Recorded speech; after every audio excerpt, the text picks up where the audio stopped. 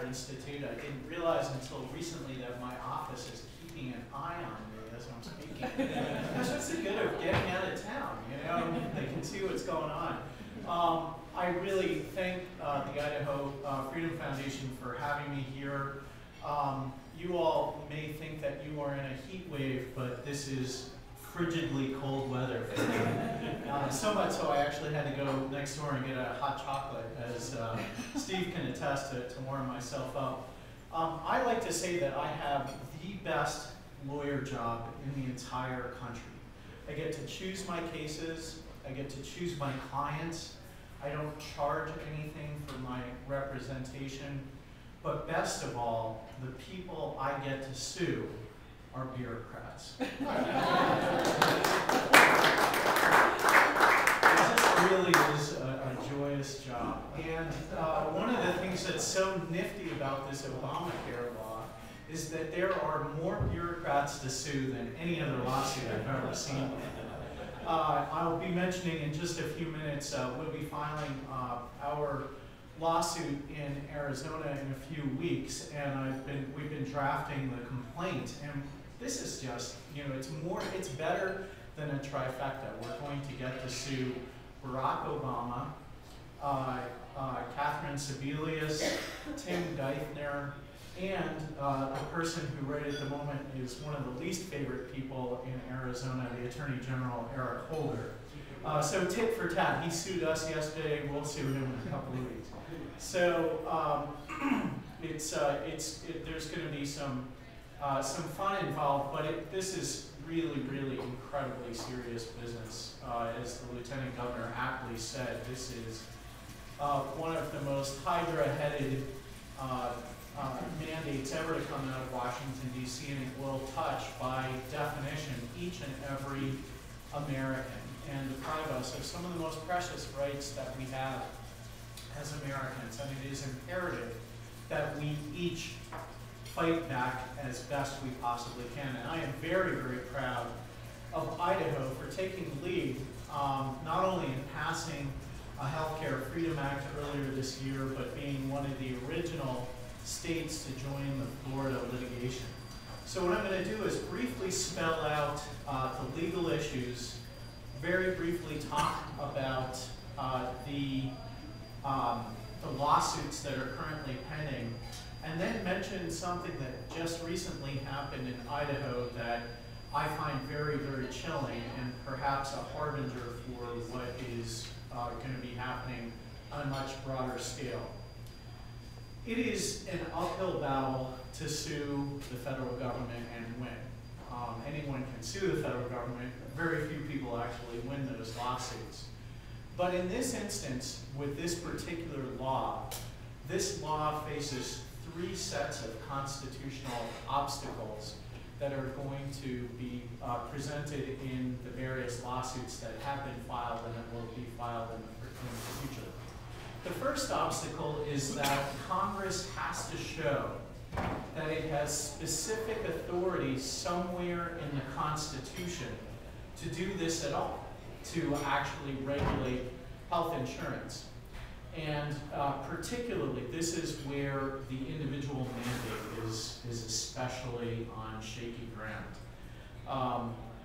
Because it, as you know, you've probably heard people say, this is the first time that the federal government has ever compelled somebody to buy a particular product from a private provider. And the principal power that the Congress will assert is the Commerce Clause of the Constitution, which gives the Congress the power to regulate commerce among the states, which was intended to be an important but very narrow power, basically to prevent trade barriers in the states. And just as an aside, ironically, one of the reasons we're in an incredible mess is that Congress explicitly authorized states to discriminate against out-of-state insurance providers in the first place. So you in Idaho cannot buy health insurance from a firm in Nevada, for example, and that's one of the reasons why health insurance costs so much. So the very role that Congress was intended to play under the Constitution, which was to prevent these trade barriers, it hasn't played. Instead, it's invoking the power to force individuals to buy a product that they may not need. And you know, for folks who say, well, gosh, really, everybody needs insurance. That, first of all, is not true. And second of all, even if you need insurance, you don't necessarily need the type of insurance that's going to be mandated by Washington, D.C. A lot of people, it would make sense to have catastrophic health insurance, but that will be against the law. You must buy the gold-plated insurance program that, that Congress has compelled, and that, frankly, the health insurance companies want you to buy. It used to be that liberals opposed the individual mandate, which is one of the reasons why candidate Obama opposed it during the election, during the campaign, changed his mind about it, because it's a form of corporate welfare. And this is one issue on which the liberals are right. It is a form of corporate welfare.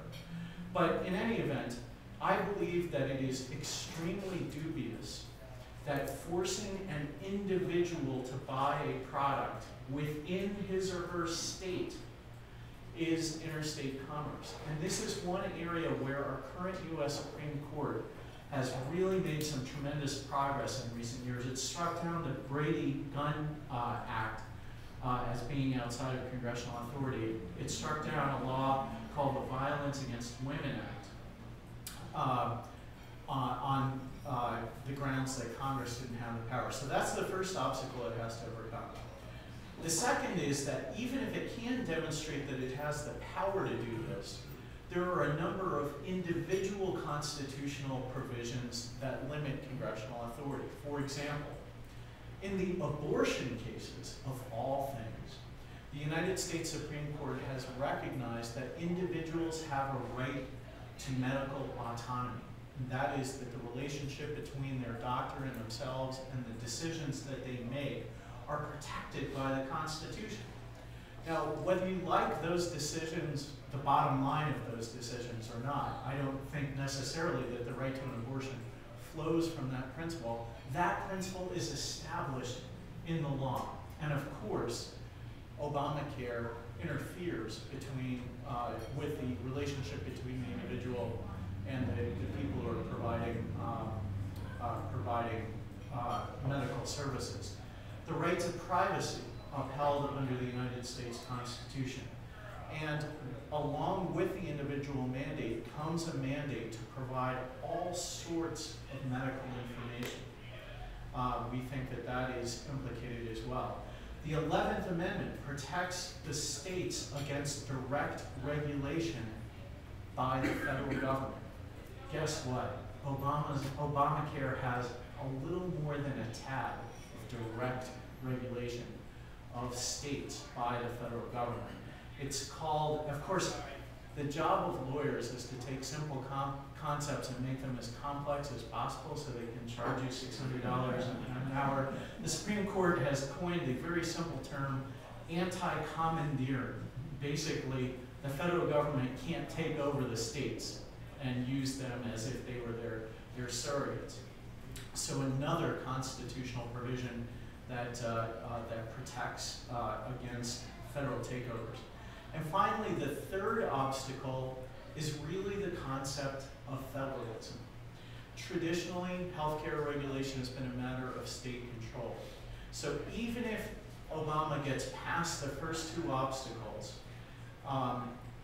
the government will have to show that the national government should have control over healthcare and it is permissible to displace the state regulation.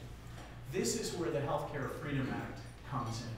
The states like Idaho, Arizona, and others that will soon join, Virginia and others, that have made it a part of our laws that individuals cannot be compelled to buy health insurance or any particular health insurance, cannot be coerced into doing it, and cannot be forbidden from purchasing medical services directly from providers. Those rights are now protected under our state laws. and the federal government is going to have to convince a court that it can override those rights. Now, a lot of people say,